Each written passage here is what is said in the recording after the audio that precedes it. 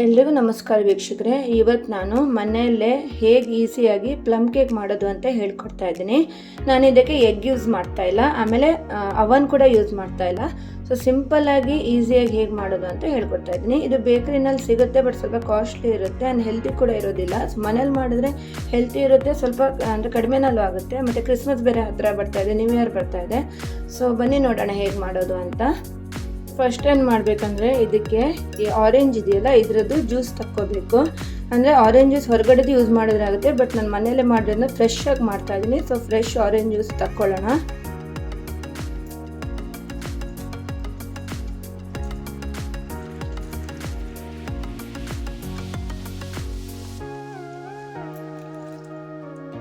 ನೋಡಿ, ನಾನು ಒಂದು ಫುಲ್ ಆರೆಂಜಲ್ಲಿ ಈ ರೀತಿ ಜ್ಯೂಸ್ ತೆಗೆದಿಟ್ಟಿದ್ದೀನಿ. ಮಿಕ್ಸಿನಲ್ಲೂ ಜ್ಯೂಸ್ ತೆಗಿಬೋದು, ಅಂದರೆ ಬೀಜ ಎಲ್ಲ ತೆಗೆದ್ಬಿಟ್ಟು. ನೋಡಿ, ನಾನು ಫುಲ್ ದೊಡ್ಡ ಸೈಜ್ ಆರೆಂಜ್ ಇತ್ತು, ಸೊ ಇಷ್ಟು ಜ್ಯೂಸ್ ಬಂದಿದೆ.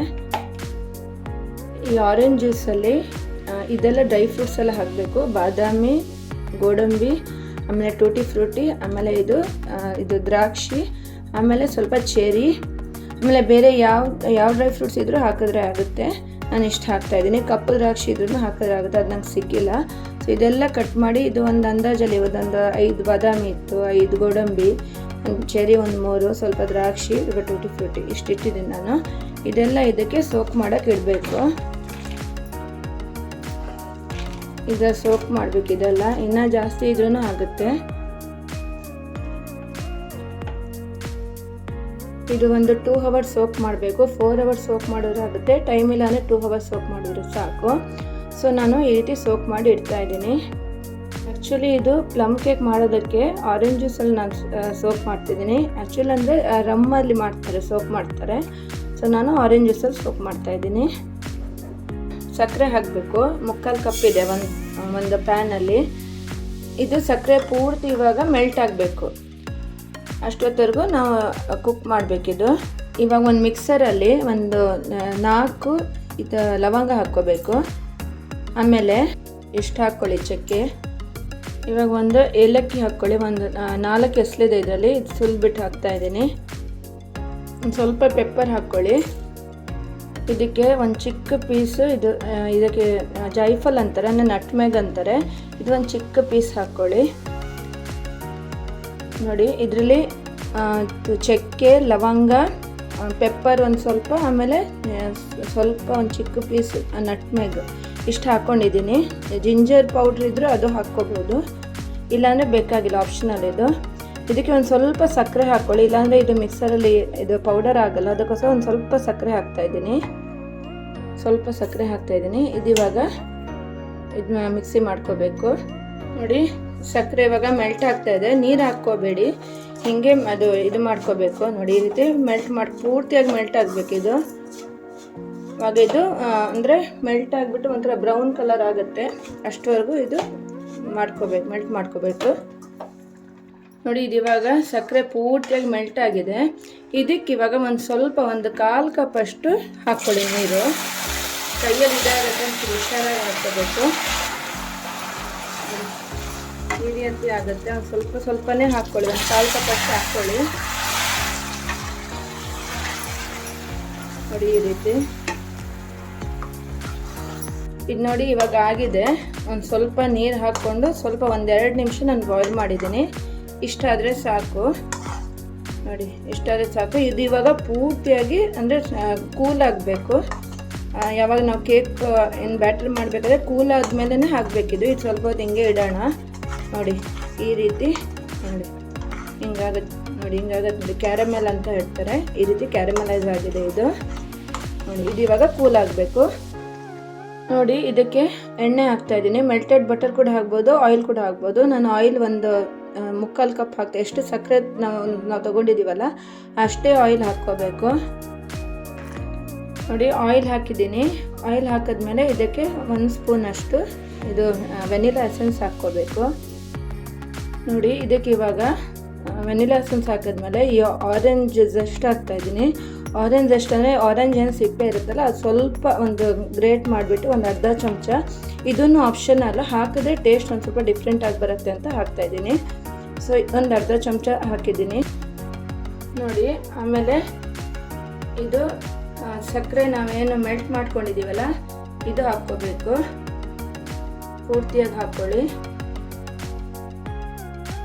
ಒಂದು ಸ್ವಲ್ಪ ಉಪ್ಪು ಹಾಕ್ಕೊಳ್ಳಿ. ಅಂದರೆ ಉಪ್ಪು ಹಾಕಿದ್ರೆ ಸ್ವಲ್ಪ ಟೇಸ್ಟ್ ಬರುತ್ತೆ ಅಂತ ಒಂದು 1/4 ಟೀ ಸ್ಪೂನು ಉಪ್ಪು ಹಾಕ್ಕೊಳ್ಳಿ. ಇದಕ್ಕೆ ಉಪ್ಪು ಹಾಕಿದ್ಮೇಲೆ ಚೆನ್ನಾಗಿ ಮಿಕ್ಸ್ ಮಾಡ್ಕೊತಾ ಇದ್ದೀನಿ. ಇದಕ್ಕೆ ಇವಾಗ ಹಿಟ್ಟು ಹಾಕ್ಕೊಳ್ಳಿ. ಅಂದರೆ ಇದು ನಾನು ಮೈದಾ ಹಿಟ್ಟು ಹಾಕ್ತಾಯಿದ್ದೀನಿ. 1.5 ಕಪ್ ಹಾಕ್ತಾಯಿದ್ದೀನಿ. ಅಂದರೆ 3/4 ಕಪ್ ಸಕ್ಕರೆಗೆ 1.5 ಕಪ್ ಹಿಟ್ಟು ಹಾಕ್ತಾಯಿದ್ದೀನಿ. 1 ಕಪ್ ಹಿಟ್ಟು ಹಾಕಿದ್ರೆ ಅರ್ಧ ಕಪ್ ಸಕ್ಕರೆ ಸಾಕಾಗುತ್ತೆ. ಫಸ್ಟ್ 1 ಕಪ್ ಹಾಕಿದ್ದೆ ಮೈದಾ ಹಿಟ್ಟು, ಇವಾಗ ಮತ್ತೆ ಅರ್ಧ ಕಪ್ ಹಾಕ್ತಾಯಿದ್ದೀನಿ. ಇದು ಅಂದರೆ ಮೈದಾ ಹಿಟ್ಟು ಅಂತಲೇ ಅಲ್ಲ, ನಾವು ಗೋಧಿ ಹಿಟ್ಟಲ್ಲೂ ಮಾಡ್ಬೋದು. ಬಟ್ ಗೋಧಿ ಹಿಟ್ಟಲ್ಲಿ ಮಾಡಿದ್ರೆ ಒಂದು ಸ್ವಲ್ಪ ಇದು ಮಿಲ್ಕ್ ಪೌಡ್ರ್ ಹಾಕಬೇಕಾಗುತ್ತೆ, ಇಲ್ಲಾಂದರೆ ಟೇಸ್ಟ್ ಅಷ್ಟು ಇದು ಬರೋಲ್ಲ. ಅದಕ್ಕೆ ನಾನು ಇವತ್ತು ಮೈದಾ ಹಿಟ್ಟಲ್ಲಿ ಮಾಡ್ತಾಯಿದ್ದೀನಿ. ಇದಕ್ಕೆ ನಾವೇನಿದು ಮಿಕ್ಸರಲ್ಲಿ ಮಾಡ್ಕೊಂಡಿದ್ವಲ್ಲ, ಚಕ್ಕೆ, ಲವಂಗ ಮತ್ತು ಏಲಕ್ಕಿ, ನಟ್ಮೆಗ್ ಮತ್ತು ಪೆಪ್ಪರ್ ಹಾಕೊಂಡು ಏನು ಪೌಡ್ರ್ ಮಾಡಿದ್ವಲ್ಲ ಅದು ಹಾಕ್ಕೋಬೇಕು. ಇದು ಇವಾಗ ಚೆನ್ನಾಗಿ ಮಿಕ್ಸ್ ಮಾಡ್ಕೊಳ್ಳೋಣ. ನೀರು, ಹಾಲು ಏನು ಹಾಕ್ಕೋಬೇಡಿ, ಯಾಕಂದರೆ ನಾವು ಏನು ಇದು ಆರೆಂಜ್ ಜ್ಯೂಸ್ ಏನು ಮಿಕ್ಸ್ ಮಾಡಿಟ್ಟಿದ್ದೇವಲ್ಲ ಅದು ಹಾಕಬೇಕು. ಅದಕ್ಕೋಸ್ಕರ ಹೀಗೆ ಫಸ್ಟ್ ಮಿಕ್ಸ್ ಮಾಡ್ಕೋಬೇಕು. ಇವಾಗ ಏನು ನಾವು ಇದು ಸೋಕ್ ಮಾಡಿಟ್ಟಿದ್ವಲ್ಲ ಆರೆಂಜ್ ಜ್ಯೂಸ್ ಅದು ಹಾಕ್ಕೊಳ್ಳಿ. ಚೆನ್ನಾಗಿ ಮಿಕ್ಸ್ ಮಾಡ್ಕೊಳ್ಳಿ. ಚೆನ್ನಾಗಿ ಮಿಕ್ಸ್ ಮಾಡಬೇಕು. ಇದರಲ್ಲೇ ಮಿಕ್ಸ್ ಮಾಡ್ಕೊಳ್ಳಿ. ಇದು ಒಂದು 2 ಸ್ಪೂನಷ್ಟು ಹಾಲು ಹಾಕ್ಕೊಳ್ಳಿ. 2 ಸ್ಪೂನ್ ಸಾಕು. ಇದಿವಾಗ ಇಷ್ಟಿರಬೇಕು. ತುಂಬ ಅಂದರೆ ನೀರಾಗಿ ಮಾಡ್ಕೋಬೇಡಿ, ಯಾಕಂದರೆ ಇದು ಅಂದರೆ ಬೇರೆ ಕೇಕ್ ಥರ ಅಲ್ಲ. ಇಲ್ಲಾಂದರೆ ಎಲ್ಲ ಇದು ಡ್ರೈ ಫ್ರೂಟ್ಸ್ ಹಾಕಿರೋದೆಲ್ಲ ಅಂದರೆ ಇದು ಕೆಳಗಡೆ ಹೋಗಿ ಕೂತ್ಕೊಳ್ಳುತ್ತೆ. ಸೊ ಅದಕ್ಕೋಸ್ಕರ ಒಂದು ಸ್ವಲ್ಪ ಗಟ್ಟಿನೇ ಇರಬೇಕು ಹಿಟ್ಟು. ಇದಕ್ಕೆ ಲಾಸ್ಟಲ್ಲಿ ಇವಾಗ ಎಲ್ಲ ಮಿಕ್ಸ್ ಮಾಡಿದಾದಮೇಲೆ ಬೇಕಿಂಗ್ ಪೌಡ್ರ್ ಹಾಕ್ತಾಯಿದ್ದೀನಿ. 1 ಸ್ಪೂನಷ್ಟು ಬೇಕಿಂಗ್ ಪೌಡ್ರ್ ಹಾಕ್ತಾಯಿದ್ದೀನಿ. ಆಮೇಲೆ ಒಂದು ಅರ್ಧ ಸ್ಪೂನಷ್ಟು ಬೇಕಿಂಗ್ ಸೋಡಾ ಹಾಕ್ತಾಯಿದ್ದೀನಿ. ನೋಡಿ, ಇದಕ್ಕೆ ಇವಾಗ ನಾವು ಬೇಕಿಂಗ್ ಸೋಡಾ ಏನು ಹಾಕಿದ್ದೀವಲ್ಲ ಇದಕ್ಕೆ ಸ್ವಲ್ಪ ಲಿಂಬೆಹಣ್ಣು ಹಿಂಡ್ಕೊಳ್ಳಿ, ಯಾಕಂದರೆ ಇದು ಸ್ವಲ್ಪ ಇದಾಗಬೇಕು. ಇಲ್ಲಾಂದರೆ ಅಂದರೆ ನಿಮ್ಮ ಹತ್ರ ಇದು ವೆನಿಗರ್ ಇದ್ದರೆ ವೆನಿಗರು ಹಾಕ್ಕೋಬೋದು. ಒಂದು ಸ್ವಲ್ಪ ಲಿಂಬೆಹಣ್ಣು ನೋಡಿ ಈ ಥರ ಆಗುತ್ತದು. ಅದಕ್ಕೋಸ್ಕರ ಸ್ವಲ್ಪ ಹಿಂಡ್ಕೋಬೇಕು. ಒಂದು ಸ್ವಲ್ಪ ಸಕ್ಕರೆ ಹಾಕಿದ್ದೀನಿ, ಕಮ್ಮಿ ಅನಿಸಿದ್ರೆ ಅಂತ ಒಂದು ಸ್ವಲ್ಪ ಹಾಕ್ಕೊಂಡಿದ್ದೀನಿ. ಚೆನ್ನಾಗಿ ಮಿಕ್ಸ್ ಮಾಡ್ಕೋಬೇಕು. ನೋಡಿ, ಕುಕ್ಕರ್ ನಾನು ಸ್ವಲ್ಪ ಆಯಿಲ್ ಹಾಕ್ಕೊಂಡು ಸ್ವಲ್ಪ ಮೇಲ್ಗಡೆ ಹಿಟ್ಟು ಹಾಕ್ಕೊಂಡು, ಅಂದರೆ ಮೈದಾ ಹಿಟ್ಟು ಈ ರೀತಿ ಸ್ಪ್ರಿಂಕಲ್ ಮಾಡ್ಕೊಂಡು ಫಸ್ಟೇ ಇಟ್ಕೊಂಡಿದ್ದೆ. ಇವಾಗ ನಾವೇನು ಮಿಕ್ಸ್ ಮಾಡ್ಕೊಂಡಿದ್ದೀವಲ್ಲ ಇದಕ್ಕೆ ಹಾಕಬೇಕು. ಮಿಕ್ಸರಲ್ಲಿ ಹಾಕಿದ್ದೀನಿ. ಈ ರೀತಿ ಒಂದ್ಸತಿ ಡ್ಯಾಬ್ ಮಾಡ್ಕೋಬೇಕು.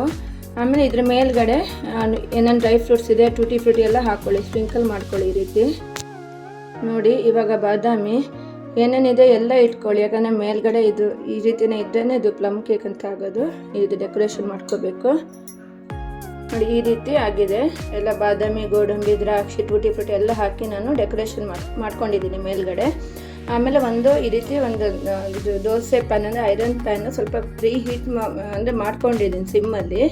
ಇದ್ರ ಮೇಲೆ ಇದಿವಾಗ ಇಡಬೇಕು ಕುಕ್ಕರ್. ಇದಿವಾಗ ಮುಚ್ಚಿ ರಿಂಗ್ ವಿಸಿಲ್ ಏನು ಹಾಕ್ಕೋಬೇಡಿ, ಹಿಂಗೆ ಮುಚ್ಕೊಂಡು 1/4 ಅವರ್ ಟು 1 ಅವರ್ ಇದು ಬೇಕಾಗಬೇಕು. ಅಂದರೆ 1/4 ಅವರ್ ಆದಮೇಲೆ ಒಂದು ಸತಿ ಇದು ಪಿಕ್ ಹಾಕ್ಕೊಂಡು ನೋಡಿ, ಯಾಕಂದರೆ ಕ್ವಾಂಟಿಟಿ ಮೇಲೆ ಡಿಪೆಂಡ್ ಆಗುತ್ತೆ. ಒಂದು ವೇಳೆ ನೀವು ಈ ರೀತಿ ಕುಕ್ಕರಲ್ಲಿ ಮಾಡಿಲ್ಲ ಅಂದರೆ ನಿಮ್ಮ ಹತ್ರ ಯಾವ ಶೇಪ್ ಮೌಲ್ಡ್ ಇದ್ದರೆ ಅದರಲ್ಲೂ ಆಗುತ್ತೆ, ಅದರಲ್ಲೂ ಅಂದರೆ ಮಾಡ್ಕೋಬೋದು. ಅದು ಕುಕ್ಕರ್ ದೊಡ್ಡದಿದೆ, ಅದರ ಒಳಗಡೆ ಮೌಲ್ಡ್ ಇಟ್ಟು ನಾವು ಬೇಕ್ ಮಾಡ್ಬೋದು. ಬಟ್ ನಾನು ಈ ರೀತಿ ಕುಕ್ಕರಲ್ಲಿ ಹಾಕಿದ್ದೀನಿ. ಇದು ಇವಾಗ 1 ಅವರ್ ಆಗೋದಕ್ಕೆ ಇಟ್ಟಿದ್ದೀನಿ. ಮತ್ತು ಇದು ಸಿಮ್ಮಲ್ಲಿ ಇಡಬೇಕು. ಸಿಮ್ಮಲ್ಲಿ 1 ಅವರ್ ಇದು ಬೇಕಾಗಬೇಕು. ನೋಡಿ, ಇದು ಇವಾಗ ಆಗಿದೆ, 1 ಅವರ್ ಆಗಿದೆ ಬೇಕಾಗೋದಕ್ಕೆ. ಇದು ಕಂಪ್ಲೀಟ್ಲಿ ಅಂದರೆ ಕೂಲ್ ಆಗಬೇಕು. ಕೂಲ್ ಆದಮೇಲೆ ಇದು ಒಂದು ಪ್ಲೇಟಲ್ಲಿ ಹಾಕ್ಕೋಬೇಕು. ನೋಡಿ, ಈ ರೀತಿ ಸೈಡೆಲ್ಲ ಸ್ಕ್ರ್ಯಾಪ್ ಮಾಡ್ಕೋಬೇಕು. ಫಸ್ಟ್ ಸ್ಕ್ರ್ಯಾಪ್ ಮಾಡಿಕೊಂಡು ಉಲ್ಟಾ ಹಾಕ್ಕೊಂಡು ಹಿಂಗೆ ಟ್ಯಾಪ್ ಮಾಡಬೇಕು. ನೋಡಿ, ಇವಾಗ ಹಿಂಗಾಗುತ್ತೆ. ನೋಡಿ, ಈ ರೀತಿ ಆಗಿದೆ. ತುಂಬ ಸಾಫ್ಟಾಗಿ ಬಂದಿದೆ ನೋಡಿ.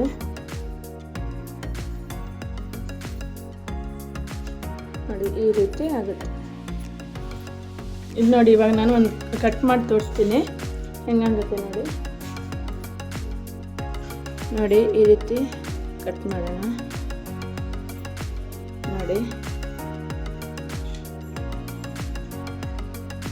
ನೋಡಿ, ಸಾಫ್ಟಾಗಿ ಬಂದಿದೆ ನೋಡಿ. ತುಂಬಾ ಈ ರೀತಿ ಟೇಸ್ಟಿಯಾಗಿರುತ್ತೆ. ಮನೆಯಲ್ಲೇ ಈಸಿಯಾಗಿ ಈ ರೀತಿ ಮಾಡ್ಕೊಬೋದು ನೋಡಿ.